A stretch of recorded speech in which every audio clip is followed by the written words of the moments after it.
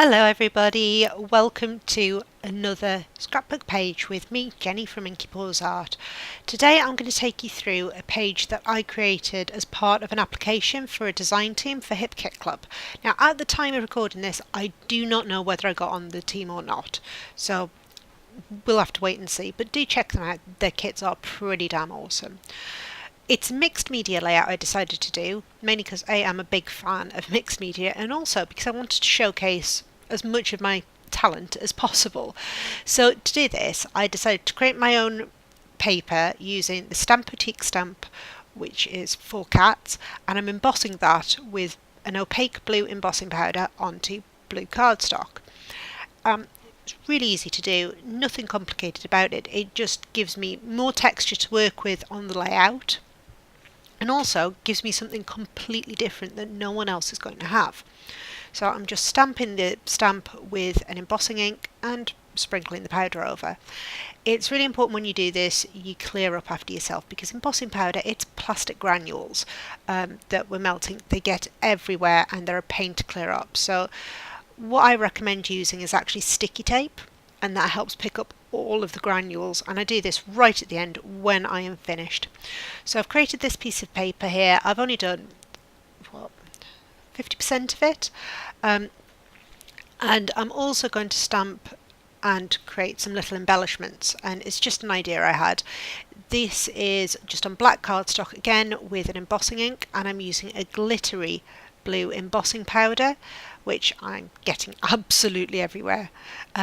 So those are going to be some embellishments that I'm going to play around with the layout as well. Again, just showcasing as much as possible. Now onto the actual layout itself. Now I've done the prep work. I've pulled out some cardstock that I really like the look of. I've also pulled out some scraps that I think will work too.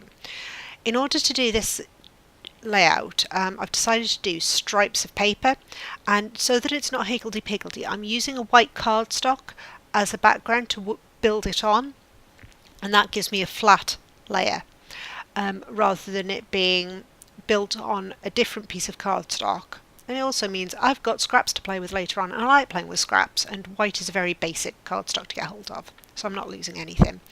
I'm going to stick these down, butting them up. I've actually been quite precise. I've sliced them so that they're square, and I'm just going to get them stuck down, buttered up, and trim off any excess, and that gives me an unusual piece of paper to work with.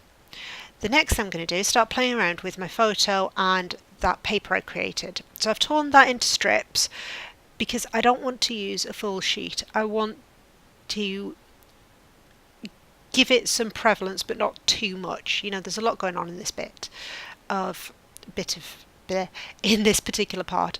Once I'm happy with where those two pieces are going, I start to play around with other things. So I've pulled out some tissue paper which I might use at the back, and other bits of scraps which I'm just doing my usual tucking in at the back, trying things out and deciding what works and what doesn't work. So I did decide that the pink didn't work. I wondered whether the yellow would work, but it doesn't work.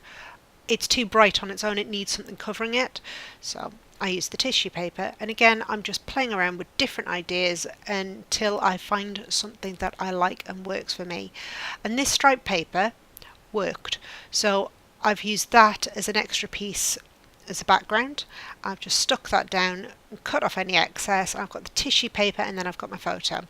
So now I'm going to continue tucking things behind, and it helps me build up layers. It looks like I've used a hell of a lot of paper, but I haven't. I've literally used a little bit here and there. And then I'm going to go on and add my wet media. Now this is Glimmer Glaze by Tattered Angels. Initially I'm splattering it on just with a small brush. I've got a blue and a jade colour, and these are a mica glaze paint, so transparent paint, and I'm splattering that on just randomly about, covering up my photo so that I don't get paint on my photo. And I also decided that the brush was far too small, so yeah, I went for a bigger brush. The other thing I wanted to do was add drips to this. To do that, I'm standing the layout upright and I'm using the brush to pick up paint and then just drag it along the edge, and the gravity will do the work to pull the paint down, as you can see. So that's the blue done. I've dried it off. It's really important if you're working with mixed media to dry each layer as you go.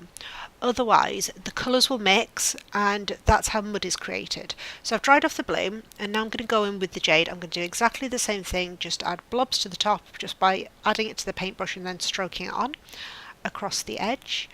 And I've added some around the photo as well. So it's not quite colour splash, it's just added in strategic areas and it looks really good over the tissue paper. It's not a heavily water-based paint, it's a solvent-based paint, so it's great for this. And I just keep adding drips and drips as and where I want.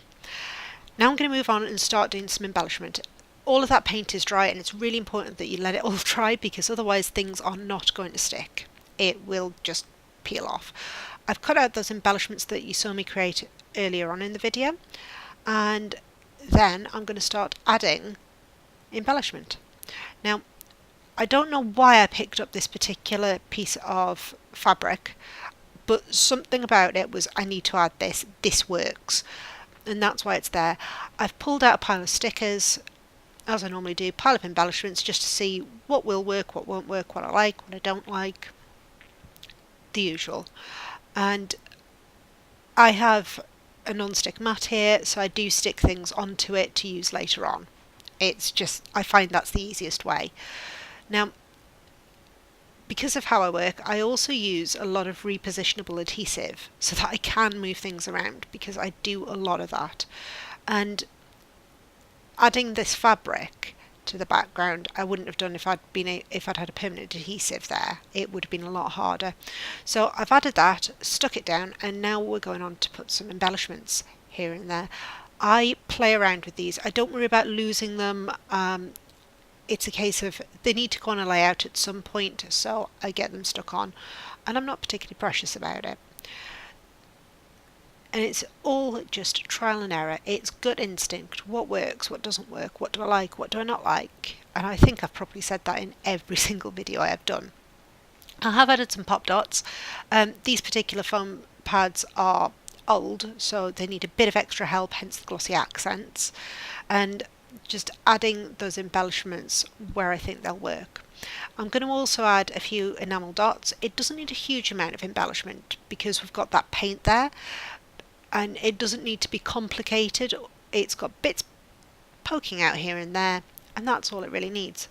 And now for a title. This one was a little tricky for me because I've used a lot of shades of blue, and that's not always going to be the easiest to work with. But I have a lot of shades of blue in my letter stickers, so I've just run through them. I'm pulling out things that I think I like the look of, might work, might not work, and if I don't like it, it goes back in the box. If I like it, I'll start using it. Now, the title for this layout was very much a kittyism that my sister came up with, so personifying the cat, if you like. It's Hoomin, Stay Put, because this particular cat likes to sit on my knee and does not like to be moved from my knee without good cause, namely, he wants to be fed. So for him, it's Hoomin, Stay Put, and I've used white thickers for that, for the Stay Put, and I've used the little blue alphas just for the Hoomin bit. So it becomes very cohesive and it moves around the page a lot, but that helps the flow of the page for me, and that's all I've actually done. It's not very difficult, it just requires a bit of bravery. So if you're feeling brave, dive on, have some fun, play around with some mixed media, maybe create your own background. I'd love to see you subscribe, comment below, like the video, share it with your friends, and you can see me over on Facebook or Instagram at Inky Paws Art, and I will see you in the next video. Take care, thank you, bye!